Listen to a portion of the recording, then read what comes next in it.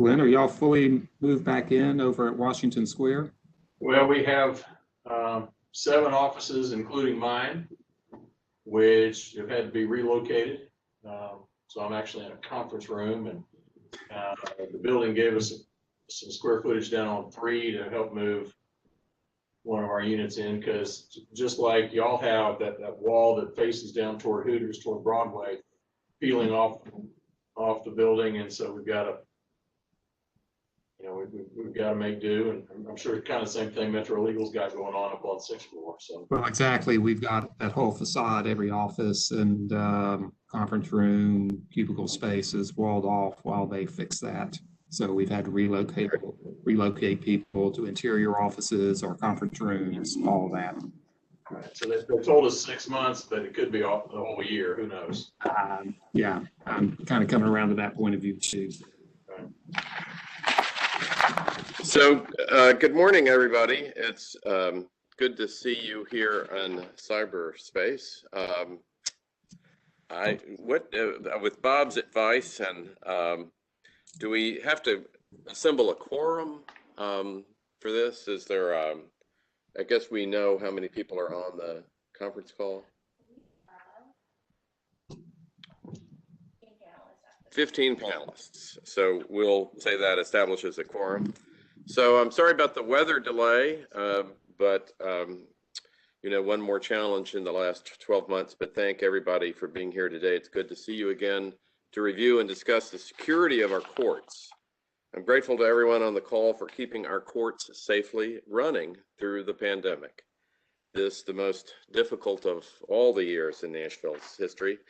But Nashville is still a different place with masks and social distancing, but I think we can all see our way to this being over. I think by the summer for sure, even President Biden and Dr. Fauci, I think, believes that in a few months we will be completely on the other side of this and hopefully back to normal. It's been a challenging 11 months, but we're showing that we're a resilient city. So I want to thank everybody for meeting virtually and being able to get this important work done, particularly also the work of public safety in our courtrooms and court facilities. Let's approve or discuss the minutes from February the 11th, 2020. Really a long time ago in many ways. Has everyone had a chance to review the minutes, and do we have a motion to approve? I'll move to approve the minutes. Thank you, General. If there are no objections, the minutes are approved by unanimous consent. And then on to the review of the statute. Cindy Gross, Metro's attorney, will now review the Tennessee Code statute regarding today's annual meeting. Thank you. Yes, thank you. If you'll look in your packets at Tennessee Code Annotated 16-2-505, if you flip to the second page, part D2, it explains why we're all here today. So D2 states that each county shall establish a court security committee composed of the county mayor, sheriff, district attorney general, the presiding judge of the judicial district, and a court clerk from the county to be designated by the presiding judge for the purpose of examining the space and facilities to determine the security needs of the courtrooms in the county in order to provide safe and secure facilities. So that is why we're here today. There is a process under subpart 3. The administrative office of the courts distributes minimum court security standards, and we will be going over those today in the meeting with Norman Robinson. No later than May 15th of each year, the Court Security Committee has to report its findings to the county legislative body and the AOC. So we will be summarizing this meeting in minutes and providing it to our Metro Council and the AOC. The county legislative body shall review and consider the recommendations of the Court Security Committee in the preparation of each fiscal year budget. No later than December 1st, the county legislative body shall report to the AOC any action taken to meet the security needs that we have determined. And then by January 15th of each year, the AOC reports to the General Assembly the compliance of each county government with the security needs established by the Court Security Committee. And then subpart 4 here states that any recommendation by the County Security Committee requiring county expenditures shall be subject to approval of the county legislative body. All right, thank you, Cindy Gross, for that report. And then on to Norman Robinson, Director of Court Security for the State Trial Courts.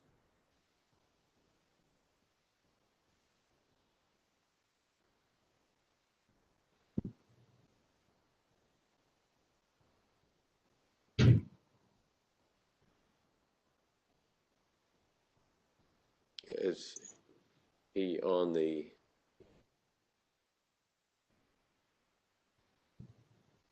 Okay, we're not seeing him on the attendance list. If Norman Robinson is on the line, if he would give a shout out. Okay. If not, let's move on to Chief Deputy John Ford of the Davidson County Sheriff's Office to present the 2020 Courts Incident Summary and Security Equipment Report. Hello? Morning, Mr. Mayor. Is this Norman Robinson? No, sir, this is John Ford. Okay, super. Thank you, John. Appreciate you stepping in here, and hopefully Norman will come online. Appreciate you presenting your report. As you can see by the report, the throughput of the courts was down somewhat for this last year. Of course, we know that's because of COVID. A decrease in weapons abandoned, sent out, has all decreased because of that. Courtroom assistance, incident reports. I mean, I could keep going, but everything has decreased over the last year because of what has happened with COVID. As you know, Mr. Mayor, we have had a heck of a year in the courts between keeping PPE supplied to everybody, making sure temperatures were taken. And I want to commend Kevin Carroll, who's our Director of Security Operations, and also the officers out there that were taking temperatures every day. Because as you know, sometimes people get irritated. They want to argue about the process, but I think they were very professional in the way they conducted themselves. And I think the security division alone helped increase the safety and security of the building.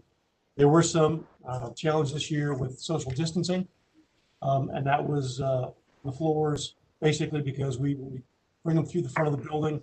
They have temperatures taken, they go on the elevators up to the courtrooms, in the court hallways, sometimes because dockets are called at different times.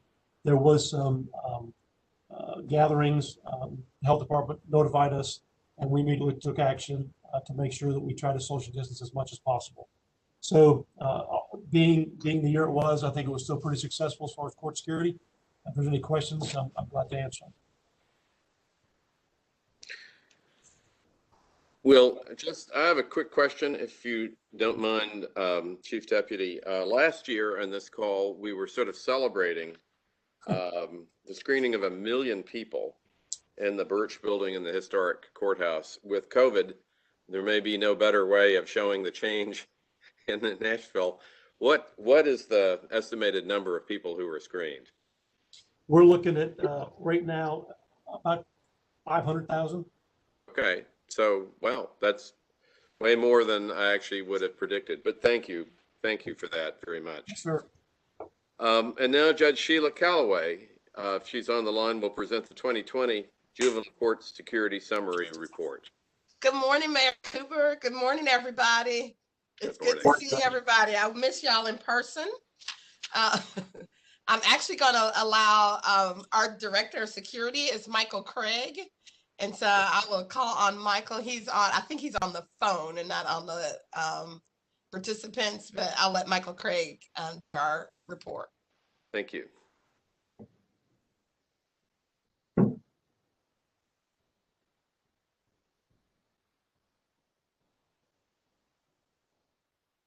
All right. I see his number on there. I don't know if that means he can't get in or if he's not a participant. Hey, Judge, it's Ricky Rooker. Norman, I just texted Norman, Mayor, and he said that he's on the call, but he can't get on, that we have him muted. So I don't know if that's something on our end Okay. or what he's. Thank you, Yes, sir. Mr. Rooker, for that tip. I'll tell our wonderful IT people here who make it all work, that he's apparently on the line. Well, I will go ahead and present Okay. instead of Michael Craig. I think he's probably having the same issue. Okay. Now I'm told all the cell phones have now been unmuted.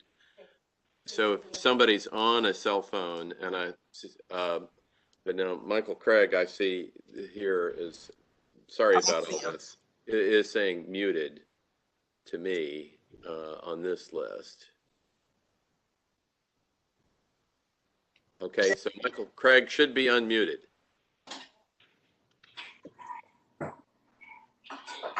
Michael Craig, I think they're waiting on you for our report.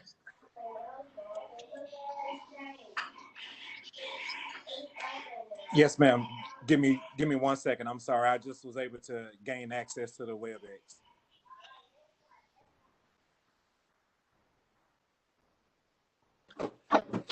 Just think what this is doing for our county IT skills. One more year of this, we'd be competing with the phone company. I'm loving Okay. it. In the meantime, this is Howard Gentry. It says I'm hidden, but I'm actually here. So if y'all don't see me, it's because I'm hidden, but I'm here. Okay, thank you, sir. Oh, okay, I'm ready from juvenile court. All right, thank you, Mr. Craig. All right, so as you can see, our numbers was way down just due to the pandemic this year, but some of the upgrades that we were able to make within the 2020 year was with upgrading our camera system from the Johnson Control to the Milestone system to be on the same page with the Sheriff's Office, Howard School Building, Historical Courthouse, and Birch, so it can all be up under one mainframe. We was able to add in the bulletproof ballistic to our benches, to all the magistrates and judges' benches, and we're adding the new walkthrough scanners, and I think it was it as far as all the upgrades that we was able to do during the 2020 year, just due to the pandemic and everything else that we kind of went through, as far as citywide and just as juvenile court. But those were some of the upgrades that we was able to do as far as for the court. All right, thank you. Of course, I'll add Mayor Cooper. Of course, we definitely saw numbers decrease just because of the pandemic, but we continued to work. We still had emergency hearings every day, and so we had a number of people that would come through the building. We moved our Safe Babies Court to the Metro Student Attendance Center location so that we could open up the Foster Care Review Board room for a waiting area. Since we don't have adequate waiting space for people in the hallways, we opened that to make it more of a waiting area so that we could make sure that we were social distancing everyone while they waited for court. And so we've done a lot of changes within the building from what we could space-wise in order to make sure that everybody comes in safely and is able to social distance themselves. All right, thank you, Judge, very much. So would Norman Robinson be on the line? If I can do just a shout out in this distinguished cyberspace venue. Mayor Cooper, this is Tim Townsend. Hey, Tim, how are you? Yeah, good today. Norman, we sent a tech person over he's on a Metro line, so we don't understand exactly what the problem is, but if I can just go ahead and say a few words as far as the state trial courts. Thank you. I think we've had a pretty good year given the circumstances that we've all been under. I think things are going fairly well. G4S personnel are doing a very good job of trying to help us get people into the building. And I believe for us that I see more G4S personnel who have been here a little more consistently. There was a lot of turnover, probably 18 months ago, but now it's a little more stable as far as I see, and that's because Metro had helped to increase the amount of money going to the contract so that these officers could be paid a little more. So that's something we're always grateful for and hope that people watch that to make sure we can keep a market salary for those people. And then for us in the court, the course of concern is always managing the number of people that are required to come to courts, but trying to limit it as much as possible through the use of virtual means. So we get better at doing that every week, but at some point, floodgates are going to have to be opened some. And the trial court, the Supreme Court has said that the trial courts need to start in-person hearings, more in-person proceedings, March the 15th. So our numbers will start then to increase. And then at this point, March 31st is when they said that trials could resume. But given all that, we can't just jump back into it. We have to be measured on how we do it, and then we have to be once those crowds or once those people get into the buildings, we have to make sure that they're social distance. So we have a lot of things to look at and to take care of, but right now I think it's going fairly well. Okay. Thank you very much, Tim, for that report.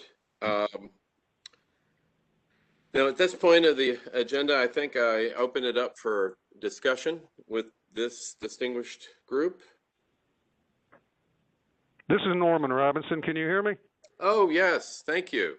Well, I apologize. I'm technologically challenged here. I don't have the equipment to get with you on the video, and I was having some difficulty being unmuted. So good morning, and I suppose I should go ahead and start with the 2020 court security report. If you would, sir. Thank you. Yes, sir. Yes, sir. So let me first point out that this is an amended report. It's the first time we've ever had to amend the report, so let me briefly explain why it's amended.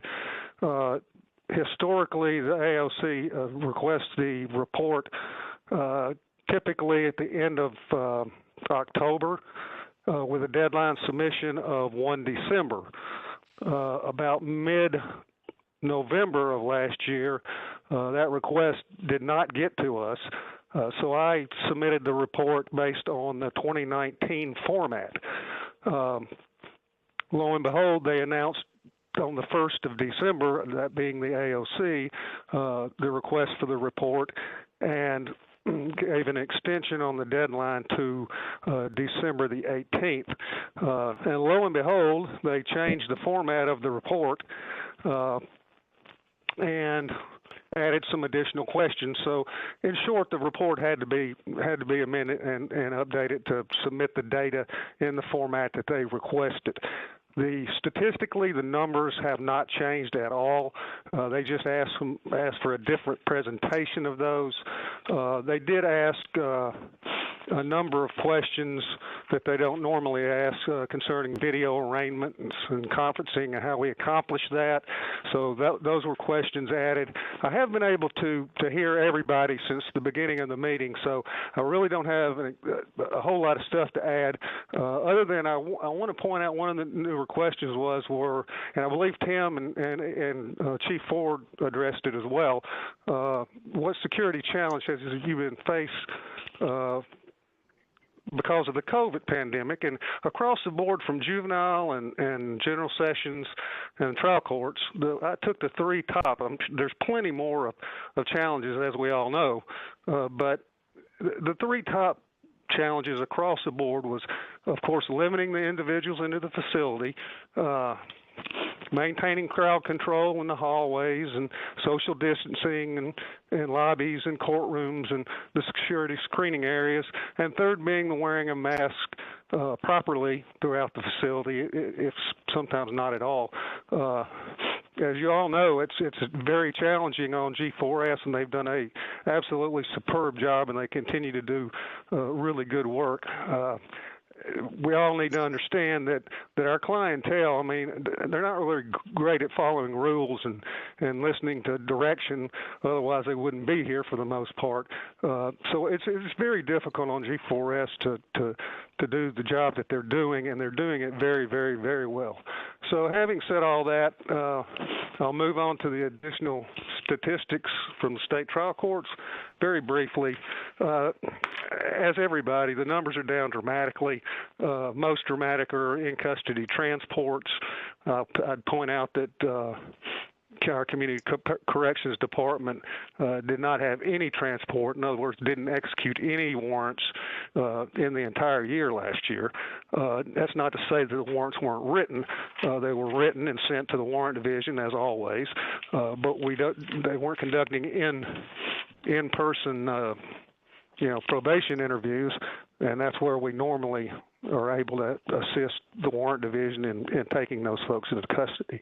But across the board, the numbers are down, and dramatically from the past years. So unless there's any further questions, I really don't have anything else to add other than what my colleagues at the Sheriff's Department and the trial court administrator has already said. Okay. Well, thank you. Appreciate that report. And then back to the discussion part of our agenda. Man, this is Howard Gentry. Yes, sir. I would like to just make a statement, well, two statements. One is that security has done an amazing job. I mean, it's in some ways, some situations are almost impossible, and they've helped keep us safe in the courthouse. The other thing I want to mention, though, is not only is the population that's coming in, including some of the, no, I'm not going to say some of the lawyers, Cynthia, but anyway, the population coming in, not only are they sometimes not good at following rules, but they're also our most vulnerable population.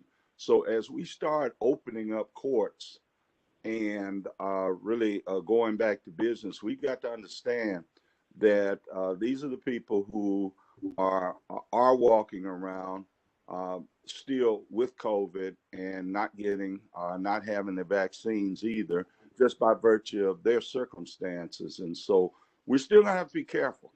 We have to be very careful as we do open the floodgates to follow as much protocol as we can so as to keep our employees safe and also to keep our customers safe in their circumstances. And that's all I wanted to say. Well, thank you, Mr. Gentry. Good morning. This is Martisa Johnson. Yes. I just wanted to make sure, good morning, Mr. Mayor and everyone. I just wanted to make sure I was recorded as present. I'm on the attendee list and hidden, but here and heard all of the presentation. Thank you for everything you guys have done to keep us secure. And I do echo Mr. Gentry's sentiments about making sure that we continue to work to keep our population safe as they come in the courthouse in the next coming months. Thank you. Thank you.